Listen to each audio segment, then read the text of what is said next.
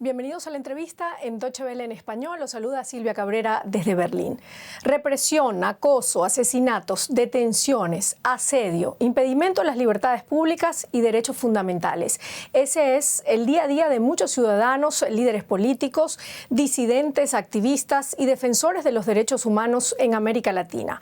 Hoy, 10 de diciembre, Día Internacional de los Derechos Humanos, queremos llamar la atención sobre el estado de los derechos humanos en América Latina.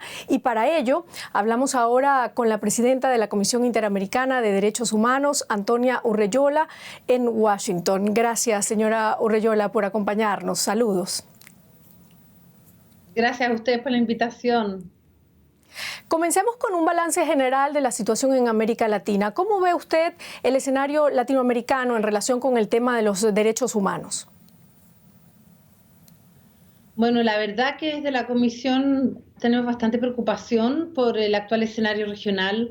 Hemos visto muchos retrocesos en materia de institucionalidad de derechos humanos, institucionalidad democrática, sobre todo en materia, por ejemplo, de independencia judicial. La independencia judicial es esencial en un Estado de Derecho y el Estado de Derecho es esencial para la garantía de los derechos humanos.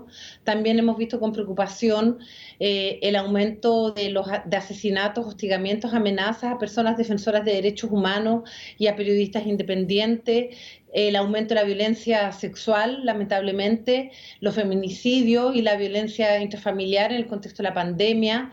Y también vemos con mucha preocupación la situación de los derechos económicos, sociales y culturales en la región como efectos también de la pandemia. Y a su vez la persecución hacia los periodistas y los intentos también por restringir la libertad de expresión, por mencionar algunos de los temas que nos preocupan. ¿Cuáles son los países latinoamericanos donde se reprime con más fuerza a los opositores, defensores y activistas de los derechos humanos, o los casos más graves que usted observa allí en América Latina? Yo creo que hay distintas maneras de reprimir y de cercenar la libertad de expresión y la libertad de manifestación. Sin duda alguna hay países que preocupan muchísimo a la Comisión. Uno obviamente es Nicaragua, Venezuela, Cuba, donde vemos cierto la falta de espacio democrático, la falta de derecho a la libertad de expresión y manifestación. En el caso de Nicaragua, además, vemos cómo todas las voces disidentes, la oposición política, líderes y lideresas de derechos humanos, líderes campesinos, mujeres defensoras de derechos humanos han sido apresadas, llevan más de 180 días presas.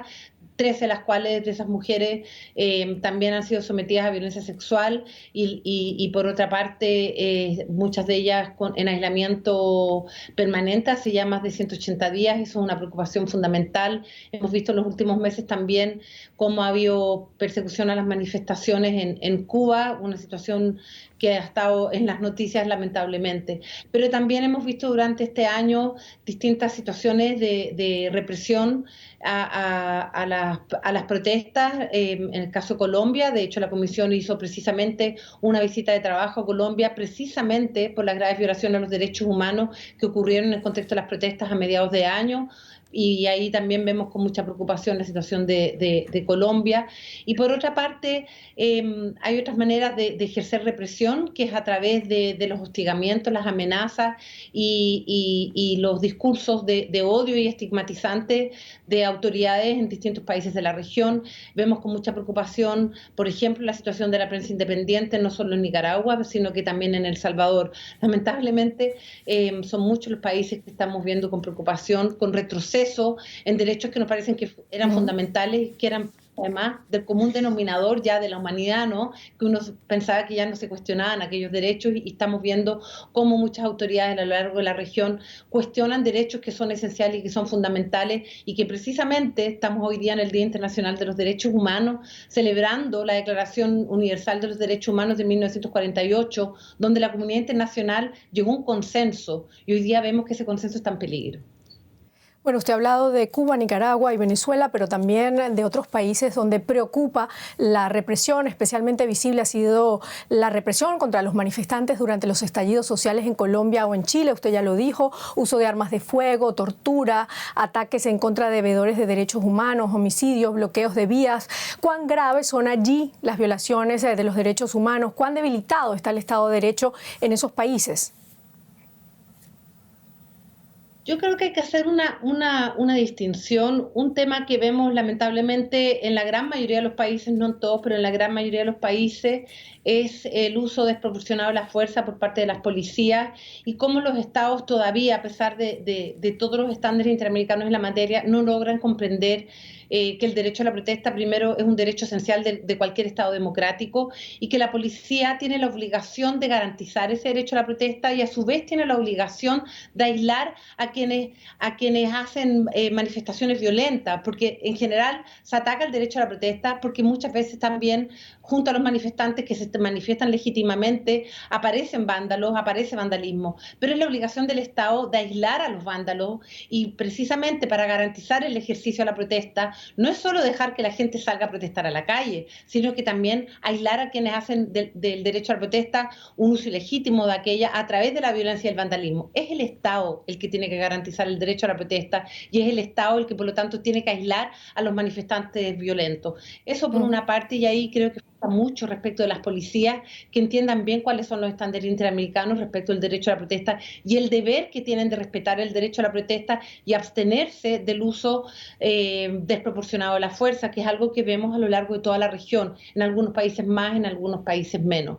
Pero por otra parte, en relación con la democracia, que es el otro tema que yo les señalaba, que vemos con mucha preocupación en algunos países, es cómo se va deteriorando por una parte el debate público a través de las autoridades que estigmatizan a los defensores y defensoras de derechos humanos, a los líderes de la oposición, que estigmatizan al otro, ¿cierto? Sean los colectivos LGBTI, sean los pueblos indígenas, las poblaciones afrodescendientes, estigmatizan al adversario político y eso es muy grave, sobre todo cuando se ejercen cargos de liderazgo y sobre todo viniendo de altas autoridades. Y por otra parte, la preocupación que tenemos respecto de la erosión del Estado de Derecho y sobre todo que estamos viendo en muchos países de la región cómo de a poco, ¿cierto?, se va mermando la independencia judicial, algo que es esencial en cualquier Estado de Derecho.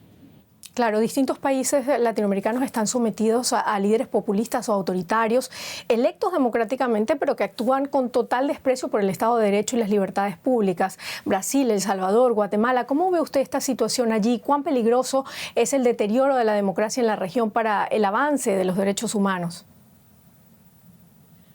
Bueno, efectivamente, creo que el principal desafío que tenemos quienes trabajamos en derechos humanos en la región y que en parte puede ser el efecto de la pandemia es precisamente este deterioro del Estado de Derecho. ¿Y por qué es tan importante? Porque cuando no existen contrapesos, cuando el Ejecutivo, ¿cierto?, puede decretar por la vía administrativa prohibiciones a la manifestación, cuando el Ejecutivo puede hacer discursos de odio, cuando por la vía de decretos presidenciales o decretos administrativos se toman medidas contrarias a los derechos humanos, pasa mucho en muchas democracias, pero cuando existen pesos y contrapesos, cuando existen defensorías del pueblo, ombudsperson, poder judicial, tribunales constitucionales independientes, ponen límites al poder del Ejecutivo y eso es lo fundamental en una democracia.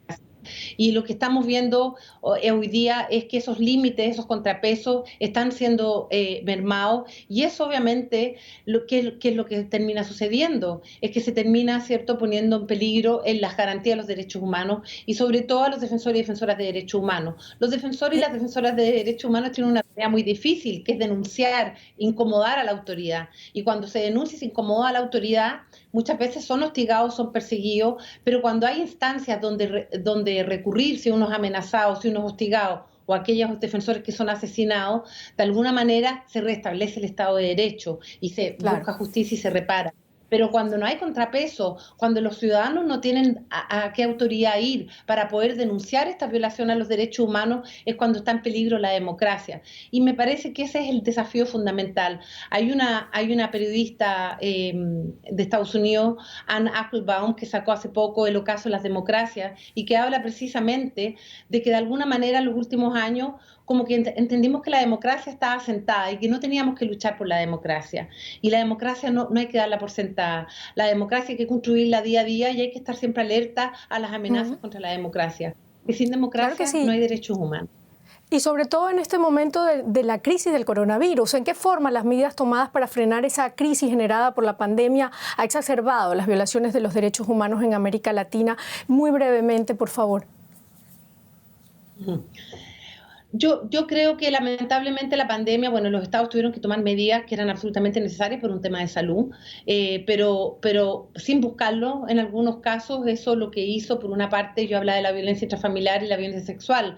Las mujeres, ¿cierto?, se vieron encerradas en sus casas con sus propios agresores o los niños, niñas y adolescentes, y es un tema que hemos visto un aumento de los feminicidios y la violencia sexual durante la pandemia. Y por otra parte, yo creo que las medidas económicas, porque la pandemia ha tenido graves efectos en las economías, y eso es algo lógico y uno no puede condenar respecto a los estados, pero eso lo que ha ocasionado es que la discriminación estructural propia de nuestro continente obviamente estaba peor que nunca y eso genera mayor descontento social y ahí el llamado es a que los estados tienen que atender ese descontento social, atenderlo a través de medidas y políticas públicas que den atención sobre todo a los grupos más vulnerables, porque si no vamos a seguir viendo más protestas, más descontento social y termina siendo un ciclo vicioso. Señora Urreyola, me queda muy poquito tiempo, pero sabemos que usted dejará la presidencia de la CIDH a finales de este año. ¿Cómo ve el futuro de la región en materia de derechos humanos? ¿Es optimista? Yo creo, a ver, si le contesto en el tiempo inmediato, yo no soy optimista, soy pesimista por todo lo que hemos conversado en esta entrevista. Creo que hay muchas amenazas a la democracia y al haber amenazas a la democracia hay amenazas a la garantía y el ejercicio de los derechos humanos. Pero por otra parte, quienes trabajamos en los derechos humanos nunca debemos perder la esperanza.